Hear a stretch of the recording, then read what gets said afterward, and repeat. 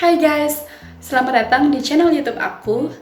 Sebelumnya, perkenalkan nama aku Ayu Sulasri, mahasiswa dari Prodi S1 Akuntansi Universitas Pendidikan Ganesha. Pada video kali ini, aku ingin membahas mengenai laporan laba rugi. Tapi sebelum ke pembahasan laporan laba rugi, jangan lupa untuk di like, di komen di kolom komentar, dan di subscribe. Dan jangan lupa hidupkan lonceng notifikasinya, jadi ketika aku upload video baru, kalian bisa jadi orang pertama yang menontonnya. Masuk ke pembahasan utamanya yuk! Jadi pada video kali ini, aku mau menjelaskan materi mengenai laporan laba rugi. Untuk mempermudah kalian, aku akan membagi menjadi 4 poin penting, yaitu yang pertama, kegunaan laporan laba rugi, yang kedua, pengguna laporan laba rugi, yang ketiga, bentuk-bentuk laporan laba rugi, dan yang keempat itu adalah komponen laporan laba rugi. Sebelum masuk ke poin pentingnya, aku mau jelasin laporan laba rugi itu apa sih?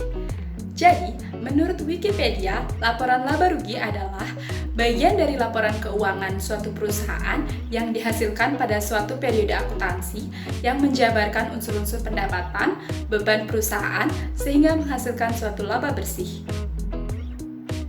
Suatu entitas bisnis atau perusahaan, setiap periode akuntansinya itu diwajibkan loh untuk menyusun laporan. Menurut pernyataan standar akuntansi, ada 5 laporan wajib yang harus disusun oleh entitas bisnis sesuai pernyataan standar akuntansi keuangan. SAK nomor 1, komponen laporan keuangan lengkap terdiri dari yang pertama, laporan posisi keuangan pada akhir periode, yang kedua, laporan laba dan rugi dan penghasilan komprehensif lainnya selama periode, yang ketiga, laporan perubahan ekuitas selama periode, yang keempat, laporan arus kas selama periode, dan yang kelima, catatan atas laporan keuangan atau CALK yang berisi ringkasan kebijakan akuntansi yang signifikan dan informasi penjelas lainnya. Kita masuk ke pembahasan poin pertama yuk. Yang pertama, kegunaan laporan laba rugi.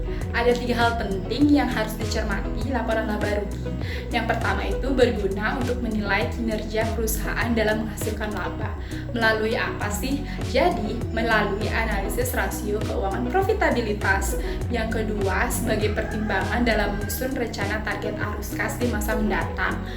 Dari hasil laporan laba rugi, periode akuntansi, entitas, dan manajemen dapat memperkirakan target arus kas yang ingin dicapai perusahaan. Yang ketiga, keputusan investasi. Investor dan kreditor sangat peduli dan teliti memeriksa pendapatan biaya dari perusahaan tersebut. Mereka juga kerap menilai kinerja perusahaan tersebut cukup memuaskan atau tidak dengan membandingkan dengan perusahaan pesaing. Poin yang kedua, pengguna laporan laba rugi. Seperti yang sudah aku jelaskan sebelumnya, pengguna laporan laba rugi secara sederhana dibagi menjadi 2. Yang pertama, pihak internal, dan yang kedua, pihak eksternal. Jadi, pihak internal adalah orang-orang yang ada di dalam perusahaan yang memiliki hak penuh terhadap laporan laba rugi yang telah mereka buat, baik untuk tujuan mengukur kinerja perusahaan, untuk membuat perencanaan arus kas di masa mendatang, atau sebagai evaluasi perusahaan dalam pengelolaan keuangan. Sedangkan pihak eksternal adalah orang-orang yang berada di luar perusahaan yang memiliki kepentingan akan laporan yang dihasilkan perusahaan, seperti pihak investor dan pihak kreditor. Poin ketiga, bentuk-bentuk laporan laba rugi. Bentuk-bentuk laporan laba rugi terbagi menjadi 2, yakni bentuk single step dan bentuk multiple step. Mari kita bahas satu persatu yuk. Bentuk single step. Dalam bentuk single step, pendapatan operasional dan pendapatan lain-lain dikelompokkan menjadi satu, yaitu di kelompok pendapatan. Sedangkan akun beban operasional dan beban lain-lain dikelompokkan menjadi satu, yaitu di kelompok beban. Untuk mendapatkan laba atau rugi bersih perusahaan mengurangkan kedua akun tersebut. Secara sederhana, rumus laporan laba rugi sama dengan pendapatan dikurang dengan beban. Bentuk yang kedua, multiple step. Dalam bentuk ini, pendapatan dan beban tidak dijadikan satu, namun dikelompokkan berbeda, yaitu operasional dan lain-lain. Untuk mendapatkan laba atau rugi bersih perusahaan, maka rumusnya pendapatan operasional dikurang beban operasional, kemudian ditambah dengan pendapatan lain-lain dikurang beban lain-lain. Dari kedua bentuk itu, yang paling sering dipakai dalam laporan laba rugi adalah bentuk single step loh. Alasannya mengapa perusahaan menggunakan bentuk single step dalam pencatatan laporan laba ruginya, karena dengan single step menggunakan format yang lebih mudah dibaca dan tentunya lebih sederhana. Poin pembahasan yang keempat, mengenai komponen laporan laba rugi. Dalam laporan laba rugi, ada 3 akun penting yang saling berkaitan antara satu dengan yang lainnya, yaitu akun pendapatan, akun beban, dan akun laba. Akun pertama yaitu pendapatan. Pendapatan dalam laporan laba rugi dibedakan menjadi 2, pendapatan operasional dan juga pendapatan non-operasional. Pendapatan operasional adalah pendapatan yang direalisasikan melalui kegiatan utama perusahaan.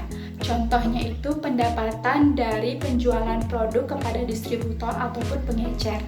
Yang kedua, pendapatan non-operasional diperoleh dengan menjalankan bisnis di luar dari bisnis operasional perusahaan atau bisnis sekunder.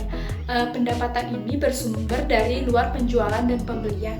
Contohnya saja bunga yang diperoleh dari modal bisnis yang ada di bank, sewa properti bisnis, kemitraan strategis, dan lain sebagainya.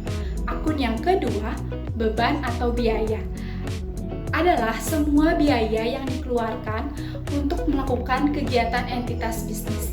Sama halnya pendapatan, beban juga dikelompokkan menjadi 2. Yang pertama itu beban operasional dan yang kedua beban lain-lain. Beban kegiatan operasional adalah biaya yang dikeluarkan untuk menjalankan bisnis utama dalam suatu perusahaan, termasuk di dalamnya biaya pokok penjualan dan administrasi. Yang kedua itu adalah sementara biaya non-operasional atau biaya lain-lain itu berkaitan dengan kegiatan bisnis non-utama seperti bunga pinjaman dan biaya lainnya. Yang ketiga, laba adalah pengurangan dari pendapatan dan juga beban-beban. Sekian penjelasan materi yang aku sampaikan. Terima kasih sudah menonton dan jangan lupa di like, di komen, dan di subscribe. See you next video. Bye!